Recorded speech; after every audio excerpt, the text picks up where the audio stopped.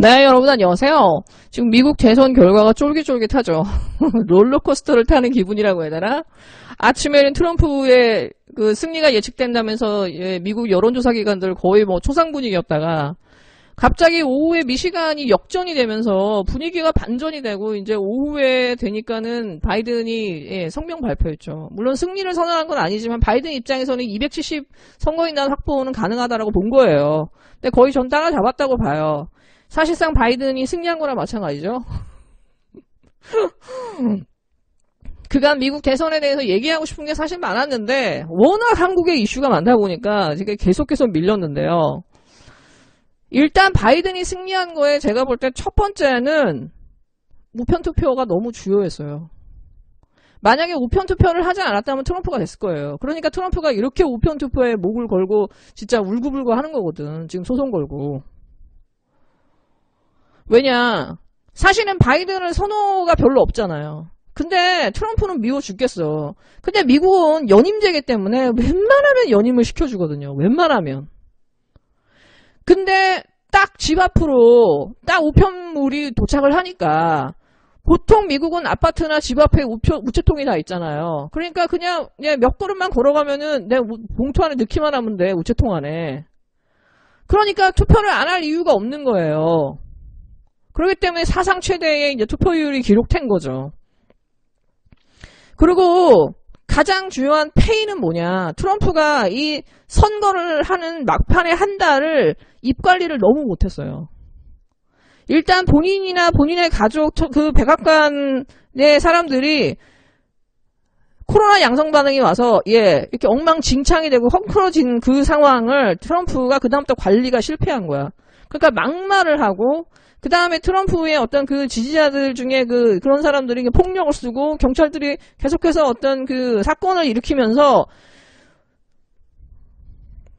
그리고 선거를 불복할 의사들을 계속 막 얘기하고 그러니까 선거를 하고 싶지 않은 사람들 누구나 돼도 상관없어라고 하는 사람들이 이렇게 될 정도면은 트럼프가 한 번 더 하면 진짜 미국이 완전히 무너지겠구나.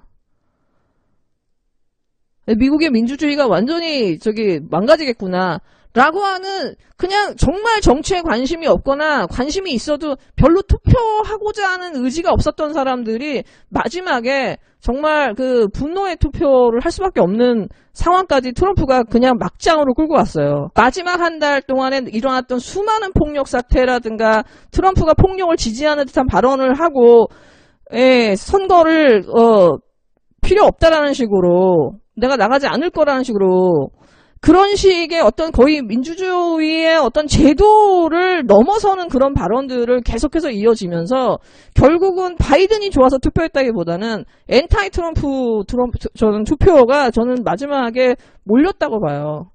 그리고 초반에 트럼프가 많이 나올 수밖에 없는 거는 여론조사에서 바이든이 워낙에 앞서고 이게 앞선다라는 게 너무 나오니까는 트럼프 지지자들이 원래 샤인 트럼프였는데 아예 커밍아웃 해버린 거예요. 그러니까 현장 투표로 대거를 올린 거예요. 왜냐하면 이 사람들이 감정이 너무 격해지다 보니까. 여러분 사실 그 나라의 리더는 그 나라의 국민들의 수준과 같잖아요. 이명박 지지하는 사람들 보세요. 그 수준이 비슷합니다. 박근혜 지지하는 사람들 보세요. 박근혜랑 좀 비슷해요. 트럼프 지지하는 사람들도 트럼프랑 비슷해요. 뭔가 사람들한테 저기를 받으면서 트럼프를 지지할 때는 트럼프가 이거 다 가짜뉴스야. 이놈들 싫어. 저놈들 싫어. 그러니까 이건 중국에서 온 거야. 막 이렇게 떠드는 것들을 다 공감하고 믿으면서 왔기 때문에 더 이상 이렇게 뉴스나 이런 걸 믿지 않는 거예요. 그러니까 이 사람들도 어떻게 보면 한국의 그 태극기 부대처럼 태극기 부대화 돼버린 거야. 그러니까 폭력 사태가 일어나고 총기를 사고 이런 일들이 일어나니까 보통의 그냥 상식을 가진 사람들이 이거는 도저히 안 되겠는데? 우리가 광화문 집회를 보면서 사람들이 정말 약간 뚜껑이 열린 것처럼 딱 그냥 그 상황이었던 거예요. 그러니까 투표를 안 할 수가 없는 거야. 그러니까 저는 트럼프가 마지막 한 달을 좀 조용히 보내고 조금이라도 관리하고 마스크도 잘 쓰면서 이렇게 좀 대통령다운 모습을 보여줬다면은 전 미국 사람들이 이렇게까지 투표 안 했을 거라고 봐요. 지금 투표는 그냥 바이든이 좋은 것보다는 엔타이 트럼프 정도를 넘어가고 영리를 건드린 엔타이 트럼프가 예, 저는 이 페인이라고 봐요. 트럼프는 좀 깊이 생각해 봐야 될 것 같아요. 근데 트럼프의 특성상 지금 이 상황에서 승복하기도 쉽지 않죠. 왜냐면은 일단 우편 투표가 1억 개가 넘었기 때문에 1억 표가 넘었기 때문에 이거 가지고 예 계속 소송전을 하면서 시간을 끌 확률도 굉장히 높거든요. 제가 볼 땐 트럼프가 쉽게 나올 것 같진 않아요. 네, 요즘 윤석열이 머리에 꽃을 꼽는 게 아니라 가슴에 꽃을 꼽고 여기저기 싸돌아다니면서 헛소리를 픽픽하고 다녀요. 살아있는 권력의 범죄, 사회적 강자를 배 범죄를 엄벌하는 게 이게 검찰의 일이죠. 살아있는 권력 수사로 약자를 보호하는 거? 살아있는 권력을 수사해야 그게 공정이지? 막 이러면서 헛소리를 하고 다니는데 내가 윤석열이 가증스러운 게 뭐냐면 대한민국의 가장 살아있는 권력이 뭐죠? 기소하고 싶으면 기소하고 기소하고 싶지 않으면 기소하지 않고 대통령 다 따라잡고 청와대도 마음대로 압수수색하고 아무 가적집 막 그 대학이고 뭐고 100건씩 막 털 수 있고 그 어떤 기관이 이런 권력을 가질 수 있죠? 이런 무소불위의 권력을 가지면서도 처벌도 받지 않아요. 자기들은 수사도 안 해. 그리고 지가 지켜주고 싶은 한동훈이는 다 숨겨주고 지가 얄미운 정진웅은 예 기소하고 수사심의위원이나 이런 거 다 만들어가지고 지 책임 다 면하면서 재벌들 이렇게 다 털어주면서 힘 있는 사람들 털어주게 하고 대한민국에 이런 권력을 가진 집단이 어딨어요. 자기 가족이나 자기 그 와이프 장모에 대한 그 의혹이 이렇게 많은데 심지어 본인 자체도 의혹이 한두 개가 아니에요. 이 사람 금융사건과 관련된 거는 윤석열이 한마디로 역사를 쓰고 있었는데 하나하나 론스타부터 안 걸리는 게 없어요. 윤석열이. 지금 라임 오토머스까지. 이 사람 수사 한 번이라도 받았나요? 이렇게 의혹이 많은 집안에 압수수색 한 번이라도 갔나요? 수사라도 받았나요? 장모가 제대로 수사라도 받았나요? 전화 수사한 게 다라며. 근데 본인은 밖에 나가서 식물총장이라고 하고 피해자 코스프레를 하고 다녀요. 그리고 언론이 이걸 그대로 받아줘. 그러니까 추미애 장관이 진짜 요즘 그 윤석열 제대로 저격하고 있죠. 자기의 목적을 가지고 정부를 공격하고 정권을 흔드는 거를 살아있는 권력의 수사로 미화를 한다고. 정말 추미애 장관이 정확하게 그 지금 핵심을 찔렀어요. 자기가 원해서 이 정권을 무너뜨리고 대통령을 탄핵시키기 위해서 미운 사람 잡아가두려고 자기가 사건을 만들고 조작하고 공격하고 정권을 흔들면서 이거를 살아있는 권력에 대한 수사를 미화하고 이걸 막는 거를 탄압이라고 파고 자기에 대한 의혹조차도 예 권력에 예 맞서다가 자기가 탄압받는 이미지를 만들고 이런 식으로 언론과 합작해서 만들고 있거든. 근데 윤석열은 아마 지금 지지율을 보면서 본인이 나올 수 있겠다. 검찰들을 다지면서 이렇게 조직을 다지면 되겠지? 왜? 검찰들이 워낙에 힘이 세니까. 이 사람은 힘만 믿다가 한번 후계 당할 거예요, 결국. 이명박처럼. 이 사람은 그 힘으로 어떻게 보면 힘으로 살아온 사람이야, 제가 볼 때. 근데 대한민국의 국민들이 이렇게 만만하지가 않아요. 만약에 검찰총장이 검찰이 대통령이 됐을 때 이 검찰과 가장 가까운 언론 검찰 위에 있는 이 언론이 사실상 대통령이 되는 건데 이 검언 육착된 권력을 대한민국 권력이 받아들일 수 있는가? 저는 그건 제로라고 봅니다.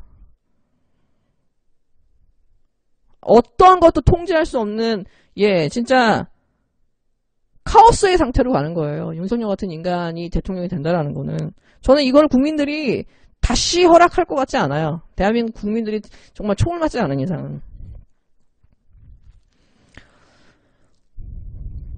예, 그저께 박원순 피해자 측이라고 하는 피해자가 아니라 피해자 측이라고 요즘에 나옵니다. 계속 보면. 민주당이 권력 재창출에 혈안이 됐다 하면서 예, 지금 민주당이 서울시장 후보를 내는 거에 대해서 지금 비판을 하면서 막 자기들끼리 이거 이제 결사저지하겠다고 지금 무슨 뭐 행동을 뭘 만들었어요. 서울시장 위력 성폭력 사건 공동행동. 맨날 2차 가해, 3차 가해, 4차 가해까지 지금 나오고 있는데 4차 가해까지 나왔습니다. 이제. 근데 저는 이 말을 딱 보면서 아 이게 얘네들의 목적이었나 보다. 원래 목적이었나 보다. 왜 서울시장 투표를 딱 보니까 선거전을 보니까 박원순 시장의 지지율이나 이 정부의 지지율로 그 다음에 총선의 결과로 봐서는 정상적으로 서울시장이 탈환이 안 돼. 근데 딱 오거돈 하는 거 보니까 아 맞다. 아니죠. 이게 베스트다. 이거다. 저는 거기서 찾은 것 같아요. 그러지 않고서는 박원순 시장이 목숨을 버렸음에도 불구하고 저런 폐륜 짓을 지금까지 4달 동안 쉬지 않고 할 수는 없어요. 당사자가 나오지 않은 상태에서. 심지어 증거도 없는 상태에서. 당사자도 없고 증거도 없고 그냥 정치적인 것만 있는 사건이야. 근데 이 노랑머리 보세요. 그런 식으로 비난하고 추미애 장관 비난하고 막 하죠. 그런데 검찰제 성접대에 대해서는 한마디 안 하잖아. 자기 남편이 이건희 성접대 한 거 막은 것도 얘기 안 하잖아요. 철저하게 정치적인 활동을 하고 있는 거예요. 그러니까 이명박근혜 때 수혜를 입었던 이 여성단체들이 이 김재련이 저희가였잖아. 서울 여성부 무슨 국장이었잖아요. 그러니까 서로 다 이렇게 짬짬이로 다 연결되어 있는 인간들인 거예요. 제가 볼 때는 어떠한 것도 단 하나의 한 점도 순수함이 느껴지지 않아요. 그리고 지금 이 고소인에 대해서 이렇게 밝혀낸 폭로된 그 열린공감TV에서도 폭로된 거나 서울시 그 비서실에서도 폭로된 많은 사실에 대해서 지금 거의 해명된 게 없어요. 근데 지금 문제는 민주당이에요. 얼마 전에 그 이낙연 당대표가 아 여성분한테 미안하다고 그러고 양양자도 미안하다고 하고 막 사과를 했죠. 왜 사과를 하지? 그러면서도 국감장에서는 그거가 빌미가 돼서 그 전후로 해서 국힘당에서 최영애 인권위원장 나왔을 때도 진짜 엄청나게 그 박원순 시장 그렇게 괴롭혔죠. 그래서 유정복 의원이나 여러 의원들이 국힘당 의원들한테 소리 지르고 난리쳤어요. 증거 대보라고. 증거 있으면 얘기하라고. 왜 확인되지 않은 사실을 가지고 떠드냐고. 작년에 조국 장관이 여러 사람들한테 꽃다발 받고 그랬을 때 법무부 장관 재직했을 때 그 꽃다발 그 뉴스 나오니까 김정재란 여자가 뭐라고 했죠? 그 꽃다발 보면서 자인하라고 그랬죠. 그런 말을 한 여자에 대해서 여성단체가 누구 하나라도 비판한 언론들이 있었나요? 그냥 싹 묻혔죠. 심지어 민주당에서도 문제 삼지 않았어. 그 말을 했는데도. 이 사람이 이번에도 또 박원순 시장에 대해서 속옷이 어떻고 뽀뽀가 어떻고 무릎에 뽀뽀가 어떻고 별짓을 다 하면서 이거를 인권위 그 위원장 앞에서 하나하나 다 조사를 하고 그래요. 그러니까는 막 진짜 민주당의 유정복 의원이 뒤집어져요. 사실로 확인된 거 있냐고.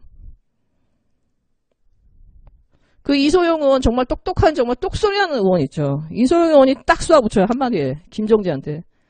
면책특권 뒤에 숨지 말고 팩트에 확신이 있으면 기자실에서 기자회견하라고 정론관 가가지고. 그러니까 김정재가 말을 못해요. 지금 보세요. 고소인도 없어요. 팩트도 없어요. 근데 왜 사과를 해서 결국은 한쪽에서는 사과라고 한쪽에서는 공격을 하냐는 이런 식의 이중 플레이를 하냐는 얘기를 또 공격의 빌미를 주냐 이거지. 저는 이낙연 당대표가 잘하는 것도 있지만은 이낙연 당대표 되고 나서 지금 문재인 정부의 경제정책도 다 지금 후퇴시키고 있죠. 얼마 전에 홍남기 그 경제부 총리가 사임표 했죠. 너무 열받아가지고 민주당 하는 거에. 진짜 민주당이 친문정당 맞나요? 진짜 어떻게 보면 요즘 민주당 예전부터도 그랬지만 진짜 여성계가 거의 다 잡고 있는 것 같아. 여성계의 목소리 에 의해서 너무 끌려가는 게 아닌가라는 생각이 저는 많이 들어요. 저는 이낙연 당대표가 좀 심지가 좀 있었으면 좋겠어요. 심지를 갖췄으면 좋겠어요. 네, 여러분 즐거운 하루 되세요.